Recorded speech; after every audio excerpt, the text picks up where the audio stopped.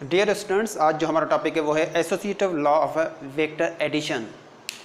हमें ये प्रूव करना है कि वेक्टर एडिशन में एसोसिएटिव लॉ फॉलो होता है या नहीं होता है। उसको हमें इस वेक्टर्स जो गिवन है, तीन वेक्टर ए और बी एंड सी, इन तीनों वेक्टर्स को हम इस तरीके से यूज़ करेंगे जो हमें associative law of vector addition prove करना है। अब पहले देखेंगे कि associative law of vector addition का जो फार्मूला है वो कौन सा है। इट मीन्स कि अगर आपके पास वेक्टर ए है, उसको आप ऐड कर रहे हैं वेक्टर बी के साथ, और उसके बाद इन दोनों का जो रिजल्टेंट है वो आप वेक्टर सी के साथ ऐड कर रहे हैं, तो ये जो है ये बराबर होना चाहिए vector a plus vector b plus vector c. पहले आप इनकी एडिशन करें या पहले इनकी एडिशन करें, रिजल्टेंट में अगर इनके रिजल्टेंट जो है वो आपस में इक्वल हैं तो वो कहलाएगा associative law of vector addition. अब हम यहाँ से स्टार्ट कर रहे हैं। Vector a, vector b and vector c हमें गिवन है। हमें रूल फॉलो करके हेड टू टेल रूल बिल्कुल उनको ऐड करके, उनको यूज़ करके हमें ये फॉलो करना है। अब वेक्टर फर्स्ट स्टेप है, वेक्टर ए में ऐड कर रहे हैं वेक्टर बी। वेक्टर ए हमारे पास है ये वाला, इस वेक्टर में हम ऐड करेंगे वेक्टर बी जो कि ये गिवन है। फर्स्ट वेक्टर को ऐड करेंगे सेकंड वेक्टर के साथ और यूज़ करेंगे head to tail rule pattern. First vector जो है वो है वेक्टर ए, सेकंड वेक्टर जो है वो है वेक्टर बी। अब इन दोनों का ब्रैकेट मीन्स इनका रिजल्टेंट। अब ये वाला जो पॉइंट है that is known as a resultant vector. अब देखें ये है रिजल्टेंट वेक्टर जो कि हमें मिला है वेक्टर, जिसको हम करेंगे ऐसे ए प्लस बी। नेक्स्ट स्टेप है, इन दोनों का जो रिजल्टेंट मिला ए प्लस बी, इनको ऐड करेंगे वेक्टर सी के साथ। वेक्टर सी का जैसा भी डायरेक्शन है उस पैटर्न में आप इसको फॉलो करेंगे। अब ये है वेक्टर हमारे पास, this is a vector C. Means अब ये चले गए इनके, क्योंकि इनके जो रिजल्टेंट है वो है ए प्लस बी। अब दो वेक्टर हमारे पास बचे हैं, एक है ए प्लस बी, दूसरा है सी। ये भी ऐड हो रहे हैं right head to tail rule के मुताबिक। फर्स्ट वेक्टर इस कंडीशन में ये होगा, इसका हेड ये है। सेकंड वेक्टर जो है वो हमें गिवन है वेक्टर सी, उसका टेल जो है फर्स्ट वेक्टर के साथ हेड में कनेक्टेड हो रहा है। फाइनली ये एक रिजल्टेंट वेक्टर इस पैटर्न में हमें मिल रहा है।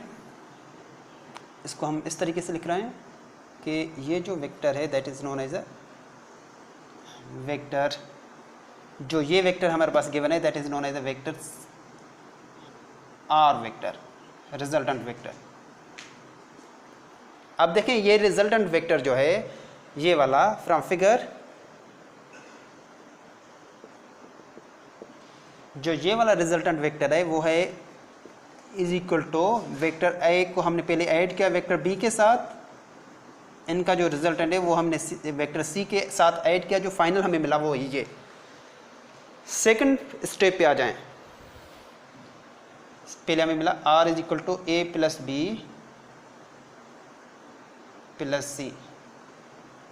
अब सेकंड कंडीशन में आ रहे हैं इस तरफ, ये this is equation number 1 and अब है वेक्टर बी को वेक्टर सी के साथ ऐड करना है। अब मैं मिटा देता हूँ, ये दोबारा हम बनाते हैं इसको ए प्लस बी।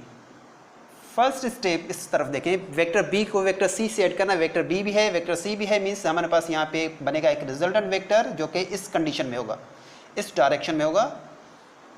तो ये कहलाएगा वेक्टर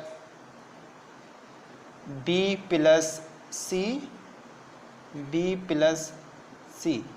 अब इन b प्लस सी को हमने वेक्टर a के साथ ऐड किया तो अगेन हमारे पास एक रिजल्टेंट वेक्टर मिल गया इस पैटर्न में। Vector b plus c, vector a और रिजल्टेंट वेक्टर ये है that is known as r, जो कि बराबर है a प्लस बी प्लस सी। तो ये हो जाएगा r is equal to a plus bracket b plus c. This is equation number 2। अगर एक साइड बराबर है तो दूसरे साइड ऑटोमेटिकली बराबर हो जाएंगे, तो ये होगा a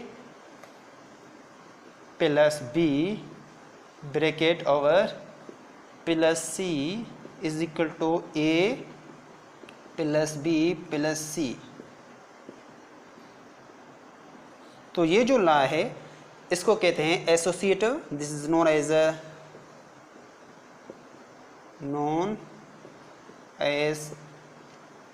एसोसिएटिव